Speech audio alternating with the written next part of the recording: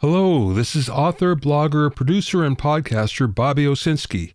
You're listening to the Your Morning Coffee podcast with my friends Jay Gilbert and Michael Etchart. Weekly music news for the new music business. From Kristin Robinson at Billboard, Spotify Exec talks working with music biz on generative AI products, removing spammy tracks. It's still early days for AI tech. And from Mark Mulligan at MIDiA, let's have an honest conversation about generative AI.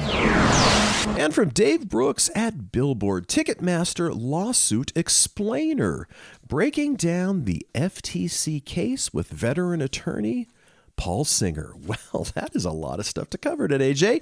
We are going to start the show right about now. Stand by for transmission. This is London calling. Wake up! The revolution is at hand! Your morning coffee is on the air. On the air. On the air. On the air.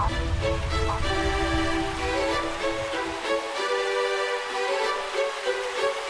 Standing by.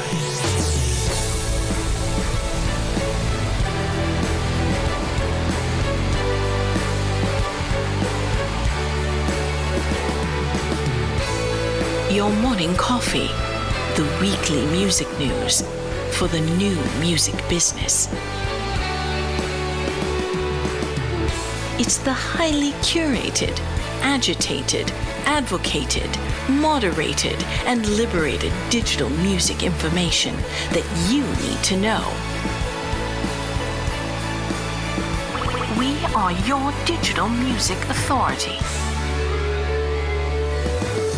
And now from our studios in Hollywood, California, here's your hosts, Jay Gilbert and Mike Etchart.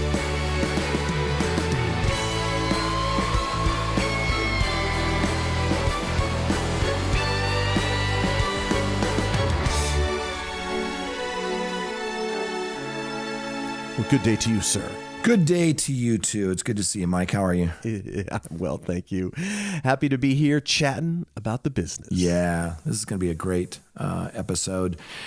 Before we get in deep into the stories, I wanted to remind our listeners that we have a special bonus episode that just dropped. It's live, and it's really good. It's with Serona Eldon. She's an educator, interim vice dean at University of Miami's Frost School of Music, head of educational partnerships at the MLC, that's the Mechanical Licensing Collective, and also the co-author of a book that a lot of college music business programs use as a textbook, and that's it's called the Music Business Handbook and Career Guide.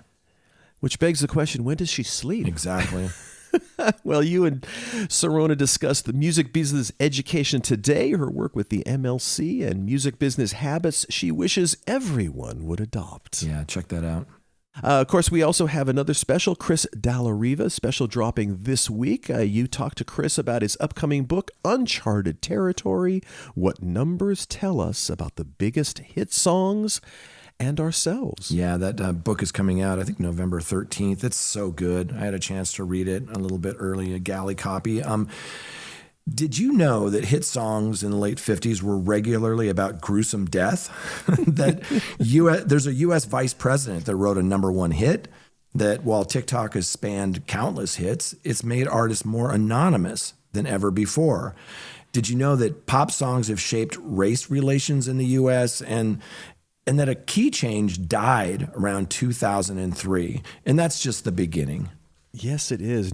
I'm still mourning the use of the key change. Yeah, in me pop too. Music. Yeah, very sad. So our special bonus episode drops this week, and the book Uncharted Territory, What Numbers Tell Us About the Biggest Hit Songs and Ourselves, that comes out November 13th. And the Grammys are coming. Join the Recording Academy as we reveal the nominees for the 2026 Annual Grammy Awards. That's going to be Friday, November 7th at 8 a.m. Pacific. That's 11 a.m. Eastern Time. Yeah, the Grammy nominees will be announced live on live.grammy.com through a quad screen viewing experience, kicking off the general field categories, a set of the most prestigious awards, most famously the Big Four, which are Album of the Year, Record of the Year, Song of the Year, and Best New Artist.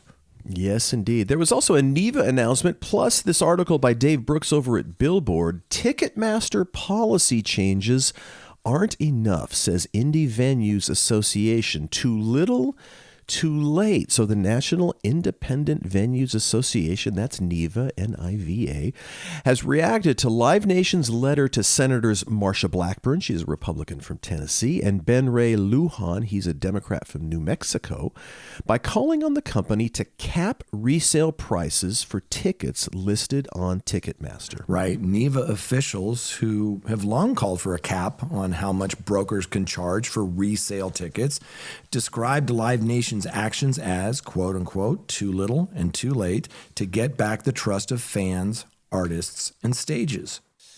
So Live Nation Executive Vice President Daniel Wall attempted to throw cold water on that claim with his letter, arguing that the lawsuit presents a distorted view of the facts and the law, and argues that the government's claims are based on novel and expansionist interpretations of the Better Online Ticket Sales Act, that's the BOTS Act, and that Ticketmaster, not its competitors, have done more than anyone to combat scalping and fraud. Right. The NIVA statement goes on to say that the meaningful way to repair the damage done by Live Nation's alleged, collusion with scalpers is for them to voluntarily cap resale tickets on their resale platform at no more than face value of the original ticket. We'll be following this very closely. Yes, indeed.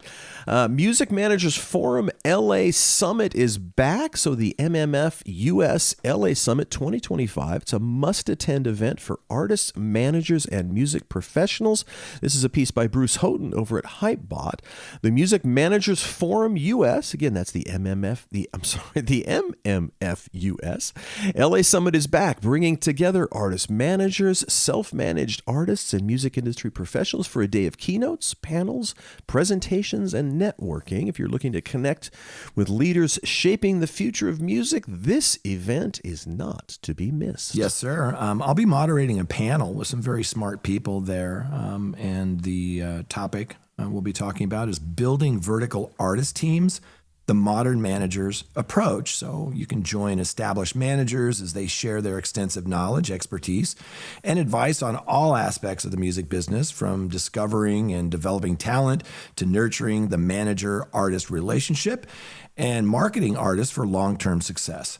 All right, this session highlights how leading artist managers assemble and empower teams, foster cross-functional collaboration, and create sustainable systems that drive both creative and commercial success for their artists in an evolving music landscape. You can visit mmfus.com to learn more. Yeah, and Music Tectonics, it's almost here. The conference, November 4th. Through 6th in Santa Monica, beautiful Santa Monica.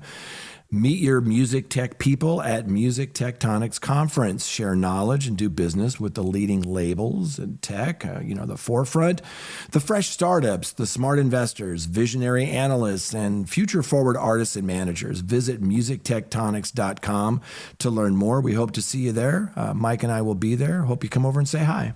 And I've seen the weather report. It's supposed to be absolutely lovely in Santa Monica those days. Looking forward to it.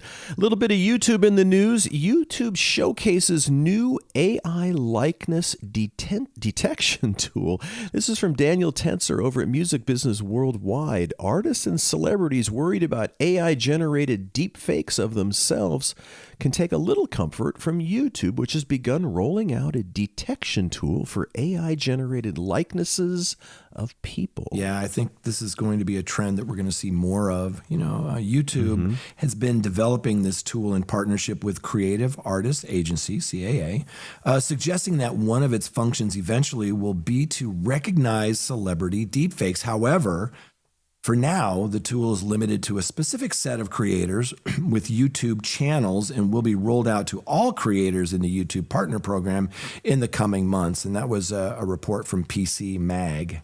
Yeah, very interesting.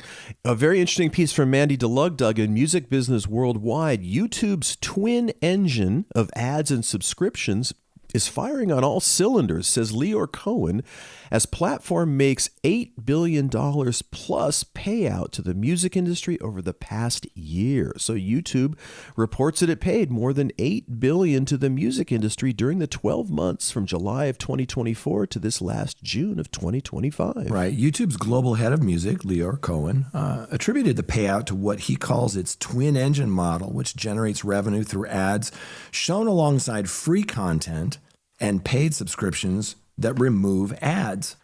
The news marks a significant milestone for the platform and means that its annual music industry payout figure has grown by $2 billion since the last time it publicly shared a payout stat, which was back in 2022. Yeah, in addition to that YouTube news, we've got some Spotify news this week, lots in the newsletter, so check out your morning coffee, the newsletter. But one we wanted to highlight is from Glenn Peoples over at Billboard, and his headline was, Spotify will raise U.S. prices by early 2026, say analysts. So brace yourself for another jump in your monthly bill. Spotify is expected to raise its subscription prices in the U.S. early next year, according to multiple equity analysts. Spotify is likely to implement a price hike by the first quarter of 2026, continuing a trend that's changed what consumers pay to stream music on Spotify and vastly improved the company's bottom line. Yes, indeed. Well, all of my subscription services seem to be doing the same thing, as I've noticed in my checking account. Yeah. Well, Jay, before we get rolling on the big stories, what do you say we thank our good friends, our sponsors? Yeah, we are sponsored by Hypebot since 2004. Hypebot has chronicled the new music industry and the trends and technologies that are changing how music is discovered, consumed, marketed, and monetized. Edited daily by founder Bruce Houghton with help from Alana Bonilla, Hypebot and sister blog Music Think Tank are published by live music discovery and marketing platform Bands in Town. Yes, sir. Bands in Town, now over 100 million live music fans trust Bands in Town to get personalized concert alerts, recommendations, and messages from their favorite artists. It is the #1 artist service platform, connecting over 650,000 artists with their superfans. Managers, labels, agencies, and artists access their own dashboard to manage and promote their tour dates to over 4 billion music fans across all platforms. Wow. And every weekend, I am a lucky dude because I get to hang out with that handsome devil right over there. He is Jay Gilbert, music industry consultant, curator of the weekly Your Morning Coffee newsletter, and a former executive with Universal Music, Sony Music, and Warner Music Groups. Flattery will get you everywhere. And I get to do this show every week with my good friend Mike Etchart, longtime host of Sound and Vision Radio, formerly of SST Records, Warner Music, Capital EMI, and Universal Music Group. Yes, and that is a sketchy employment record right there. Well, let's jump into the stories. First one is from our good friend Kristin Robinson over at Billboard. Spotify exec talks working with music biz on generative AI products, removing spammy tracks, and it's still early days for AI tech. So this week, Spotify's global head of marketing and policy, music business Sam Duboff, joins host Kristin Robinson to talk about how the platform is evolving to serve both artists and fans in new ways. Right. This is on Kristin Robinson's new podcast, On the Record. From developing AI tools with the music industry's consent to removing spam from the platform, Sam Duboff from Spotify shares how Spotify is working to deepen real listener connections and turn viral hits into lasting fandom. He dives into Spotify's shift from a streaming service to the home of the entire music ecosystem, plus what new features are coming and to help artists grow and connect and get paid. So here's Kristin Robinson. Again, this is from her really great podcast called On the Record. Let's listen in. There's been a lot going on at Spotify in the last few months. You might have heard that Daniel Ek, the company's founder and CEO, has stepped down from his post, triggering a shakeup in the company's top brass. And you might have also heard that Spotify updated its policies on AI. This was very eagerly awaited by the music business, given the company has come under fire for not having any AI-specific policies in place yet to date. And to be more specific, Spotify strengthened its rules against spam on the platform, impersonation of artists, and created a system for self-disclosure of AI use. And while some were very grateful for this, others felt that the strengthened policies did not actually go far enough. To be fair, it's hard to know the right way to treat AI music on streaming services. It's something that all of them are grappling with.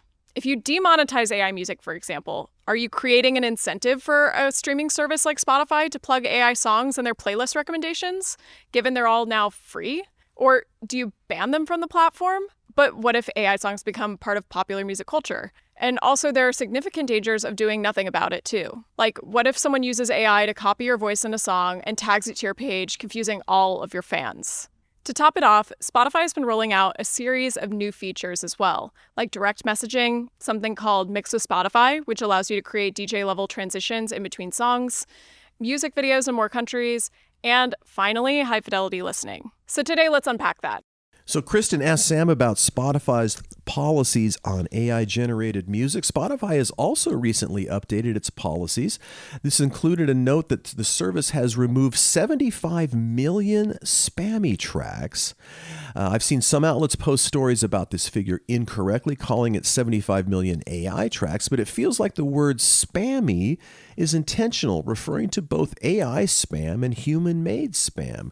She asked, can you explain what Spotify meant by this? And Sam answered, we've definitely seen modern generative AI tools increase the scale of spam, and so certainly AI played a role in this scale. Not so long ago, there weren't even 75 million tracks on streaming services, and now we're removing that many. But yeah, we're working to identify spam, regardless of whether it's AI's part or part of the creative process or not. So Kristin said when Spotify came out with these policies, it did feel like a start, but I heard from some people that they felt it didn't go far enough. So what do you say to those who feel like it's not going far enough? Right. Duboff answered, it's early days for AI tech. I know it feels like it's moving fast, but consumption of AI-generated music's insanely low. We have some time for artists, songwriters, producers to take the lead in figuring out how they want to use these tools. We don't want to act like we know where AI music's headed and exactly every policy and role we need to future-proof, for the next 2 or 3 years. But also, we didn't just want to wait and do nothing. He went on to say, some areas we all can agree now that we need to act now, no matter where AI tech heads. We think it's going to be necessary to have great systems in place to stamp out spam, deception, impersonation. So that's the starting point. We try to be upfront. We see these as first critical early steps. There is more to come. Well, you can check out Kristin's On the Record podcast and her fabulous newsletter, Machine Learnings, and it is well worth the investment and time because she is doing great over there. Yeah, she's killing it. Our next story is from Mark Mulligan, and this is from a LinkedIn post. And Mark Mulligan from MIDiA. We're big fans. The headline was, let's have an honest conversation about generative AI. Spotify announced it's going to be building artist-first AI products with Sony, Universal, Warner, and then on the indie side, Merlin and Believe. We need to level set when it comes to generative AI in music. While the input can certainly be artist-first, by definition, all generative AI is in fact artist-second. This is because it is competing against human music for time and money in a finite marketplace for attention and remuneration. Mark says, while there is no doubt AI tools are already improving label operations and no end of music industry workflows, the inescapable fact is generative AI music competes with the business of artists and labels unless labels start releasing AI music en masse, which is an entirely plausible, if depressing, plan B. Right. He goes on to say that the only truly effective means of offsetting this is to secure remuneration for input and output.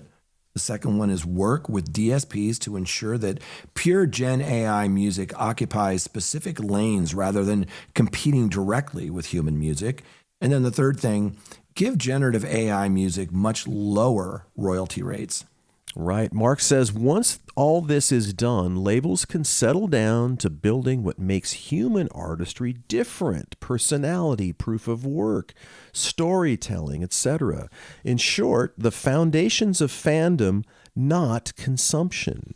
It is this shift of emphasis that will be crucial for human artistry to compete if streaming becomes flooded with generative AI. Right. Mark also writes that none of this is to underestimate the valuable role Gen AI can play as a tool for helping humans make music. What we're talking about here is pure generative AI, including that which has been tweaked by humans merely to evade anti-AI filters. Yeah, he says securing financial settlements with AI companies might boost quarterly revenues, but if they come at the expense of long-term erosion of artists' share of culture and remuneration, such settlements will look paltry at best just 5 years down the line. Right. And he ends it by saying that unless bold actions are taken, and full credit to Deezer, which is setting the pace here, it is likely that pure generative AI music will become a major component of streaming music. And in that world, human music will need lanes and proof of work narrative to thrive. Artist-first AI will not help. It will simply mean that they will get some, likely small share of revenue for training the systems that then compete with them. Great piece by Mark Mulligan. Great piece by Mark, indeed. Our last story today, Jay, it is from Dave Brooks over at Billboard. Ticketmaster lawsuit explainer, breaking down the FTC case with veteran attorney Paul Singer.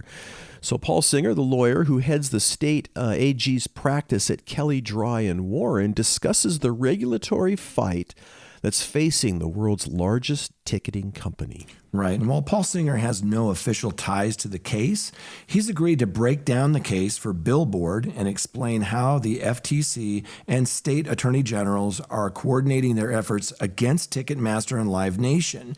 He also details why quote-unquote junk fees have become a bipartisan target and what the enforcement trends could reshape how ticketing platforms disclose prices and manage bots in the years ahead. Right. So the first question, there's a major FTC case against Ticketmaster and Live Nation with several states joining in. Why are states teaming up with the FTC here? He says the FTC routinely partners with state attorneys general, especially when states are already active in an issue area. It's not unusual to see joint actions like this in cases alleging violations of federal law, like the Bots Act, which targets automated ticket buying software. States often must notify the Federal Trade Commission before filing. Right. That opens the door for the FTC to join in. There's also a practical reason. The FTC's ability to obtain monetary relief has been narrowed by the courts, while states still have that authority. Working together allows them to pool resources and pursue both injunctive and monetary remedies that the FTC couldn't get on its own. The second question, if Ticketmaster were to settle, would it have to reach deals with every state and the Federal Trade Commission separately? He said each state and the FTC are independent sovereigns. Any one of them could technically settle on its own, but given that they filed jointly, any resolution is likely to include everyone. It's the only way to fully close out a case of this scale. Right. The next one is, you mentioned the Bots Act. Right? The case seems to go beyond literal bots. It's more about Ticketmaster's enforcement of its own terms of service. And the answer is, that's a fair reading. When the Bots Act passed, automated scripts were the main way people were circumventing ticketing limits. But the industry evolved, and now there are networks of people creating fake accounts or coordinating mass purchases manually. The complaint essentially argues that Ticketmaster turned a blind eye to this activity because it benefited from it financially. Right. Paul went on to say, even if the company had policies against brokers using bots, the allegation is that they didn't enforce those rules, which can be deceptive if you're telling the public you have safeguards in place. He said it's a common enforcement theory. If a company advertises a policy but knowingly allows violations, that's potentially misleading. Right. The next question, the case also involves deceptive fees. What's at stake there? And the answer is price transparency has become a major enforcement priority for both the FTC and individual states. The core idea is simple. When you quote a price, consumers should clearly understand what they're going to pay.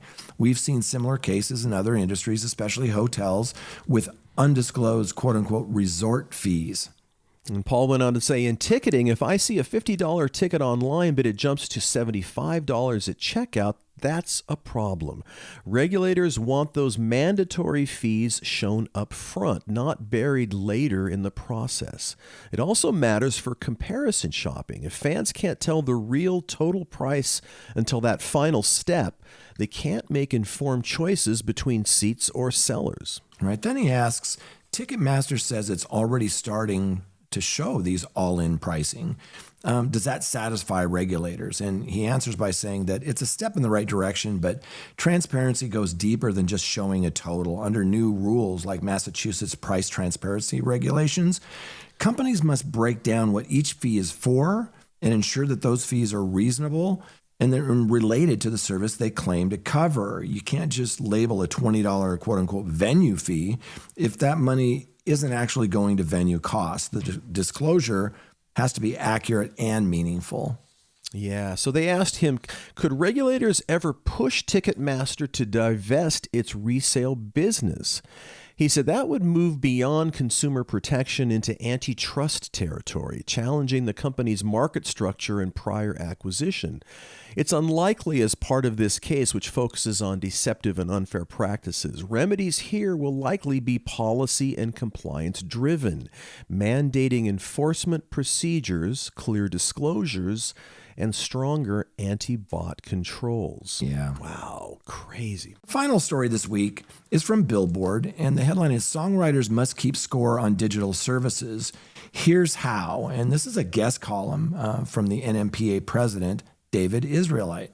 So Irving Azoff recently slammed YouTube as by far the worst offender when it comes to paying creators fairly. As one of the largest and most successful managers of artists in history, his opinion carries a great deal of weight. Right. David goes on to write that songwriters specifically are paid through a complex, regulated environment, so digital services have a myriad of ways of manipulating the system.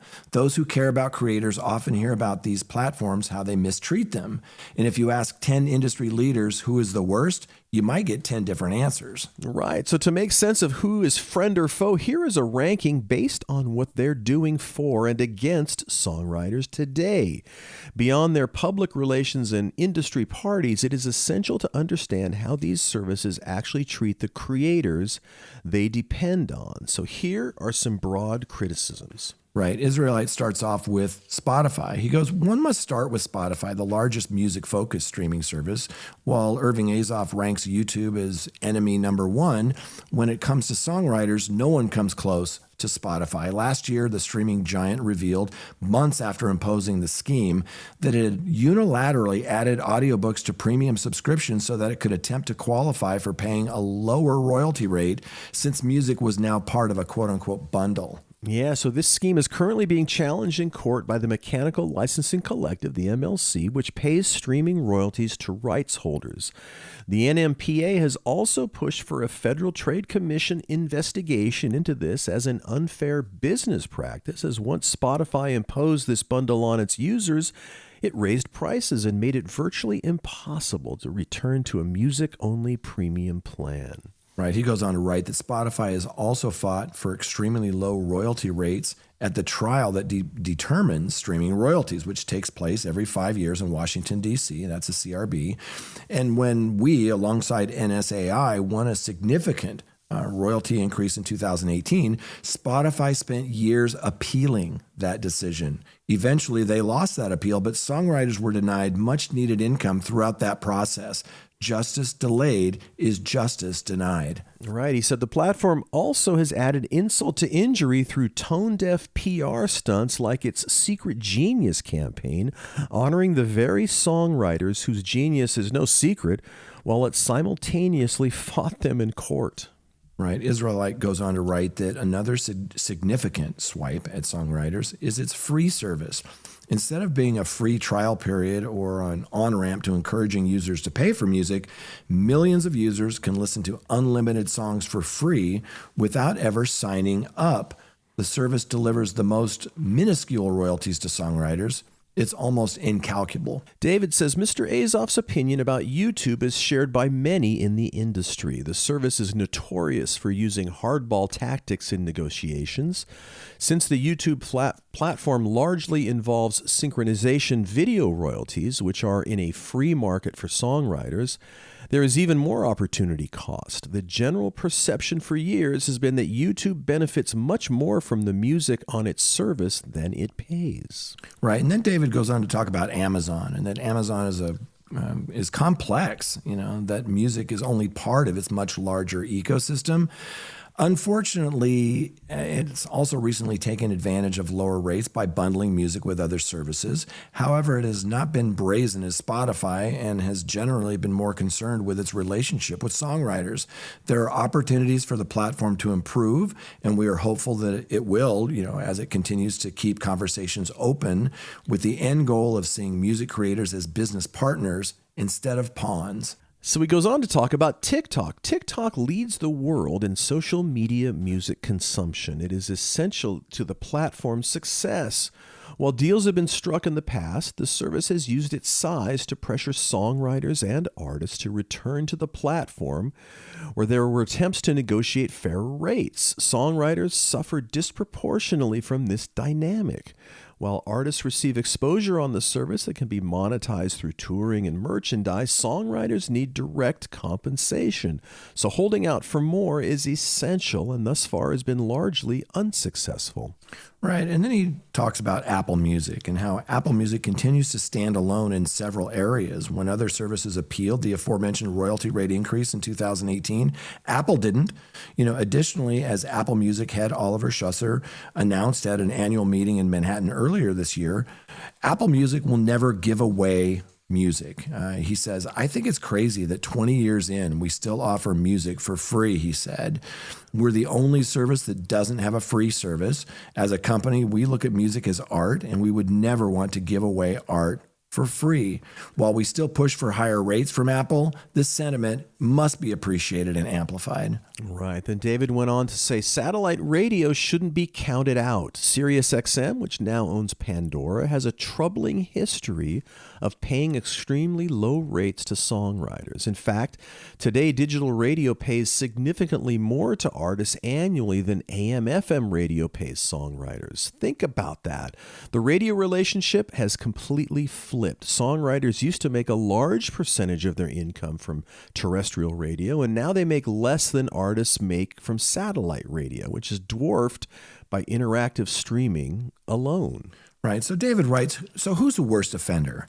The answer depends on who is in the current contract negotiation or a rate-setting proceeding. However, when entering into any of these marketplace or regulatory environments, it is crucial to understand where the players stand and how they have historically positioned themselves.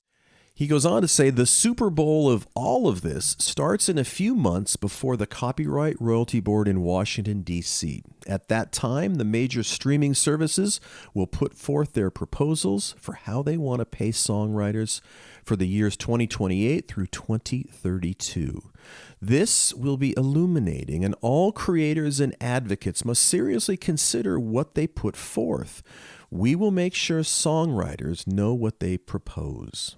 Right. And finally, he says, there's an opportunity for digital platforms to make serious headway in terms of their relationships with songwriters at this proceeding. So pay close attention, and we'll adjust rankings after they reveal their position. So stay tuned. And again, David Israelite, we've had him on the podcast. We appreciate all of his hard work. He is the president and CEO of the NMPA, which is the National Music Publishers Association. And the NMPA is the trade association that represents all American music publishers and their songwriting partners. Super important organization, yes. And it's all about the songs. You can't have songs without songwriters. Well, listen, we got to wrap up the show. We do want to thank our sponsors. Big thanks to Hypebot and Bands in Town. We certainly appreciate their participation. The music is by the Licorice Quartet. And if you enjoy the show, Jay and I would appreciate if you tell just one friend. That would be great. So on behalf of my good friend Jay Gilbert, I'm Mike Etchart. Thanks for listening in, and we'll be back next week on the Your Morning Coffee Podcast.